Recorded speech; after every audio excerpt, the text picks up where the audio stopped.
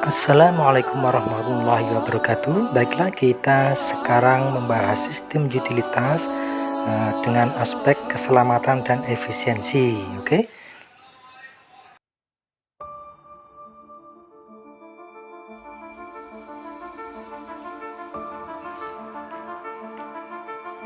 Gedung rumah sakit itu konsumsi energinya besar karena dia bermacam-macam, sehingga dia memiliki potensi penghematan yang besar juga.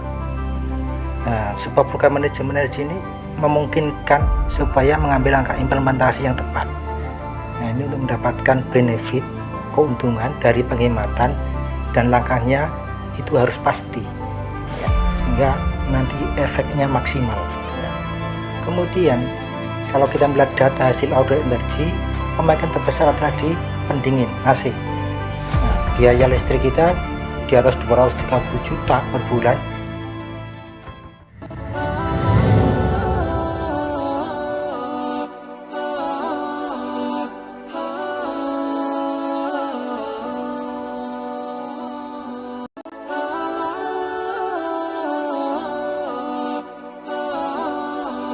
Efisiensi bukanlah prihatin, tetapi menempatkan sesuatu pada tempatnya.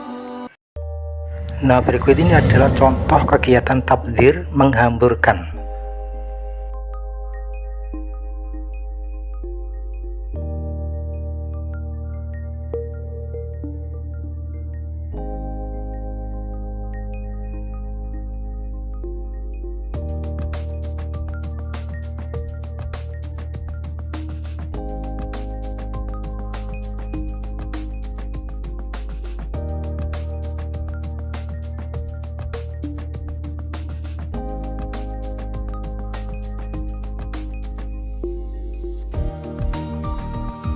Sedangkan berikut ini adalah contoh kegiatan tabdir berlebihan.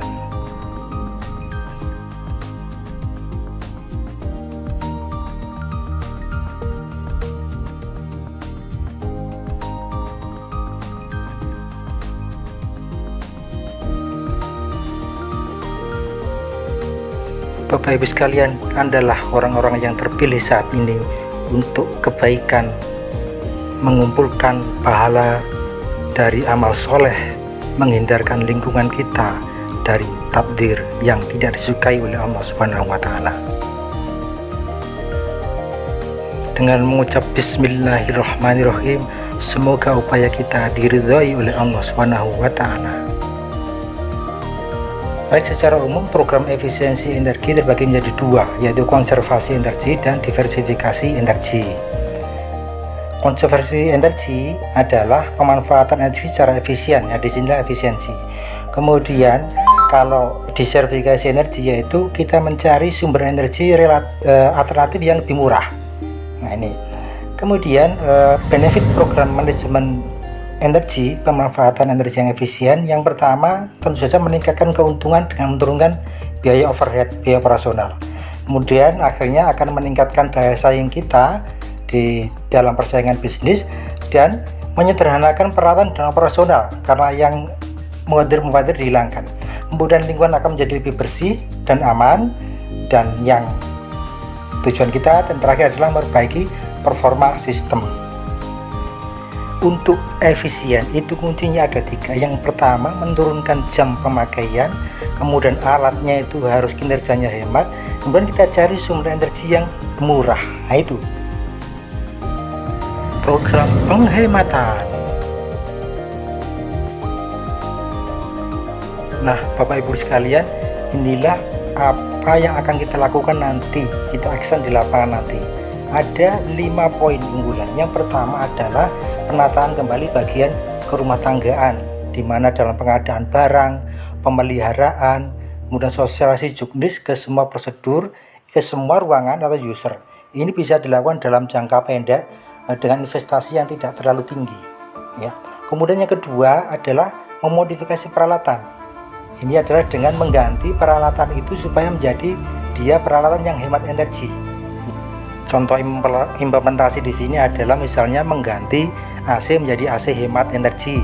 Kemudian lampu-lampu yang asalnya neon dijadikan menjadi lampu LED, yaitu contoh modifikasi peralatan.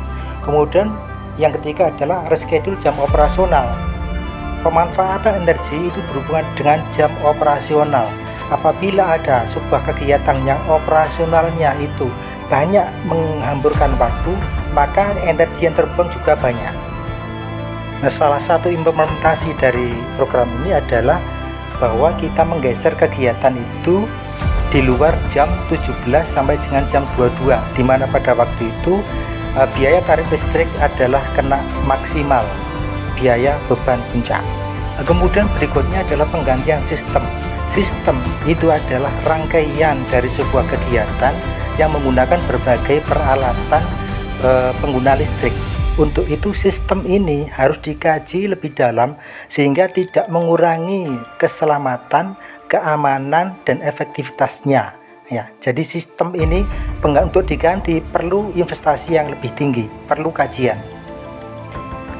Contoh sederhananya misalnya di IPAL itu apakah harus menggunakan blower sebegitu besar untuk mengembangkan bakteri. Nah, itu juga perlu kajian.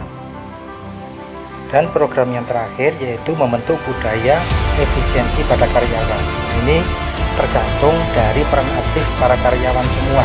Ini memang tanpa investasi bahkan rendah, tapi perlu jangka panjang untuk menumbuhkan kepedulian, menghilangkan takdir-takdir yang saya sebutkan di depan tadi, baik menghamburkan maupun sesuatu yang berlebihan ya. Oke, terima kasih. Jazakumullahu khairan. Sampai jumpa di rencana aksi.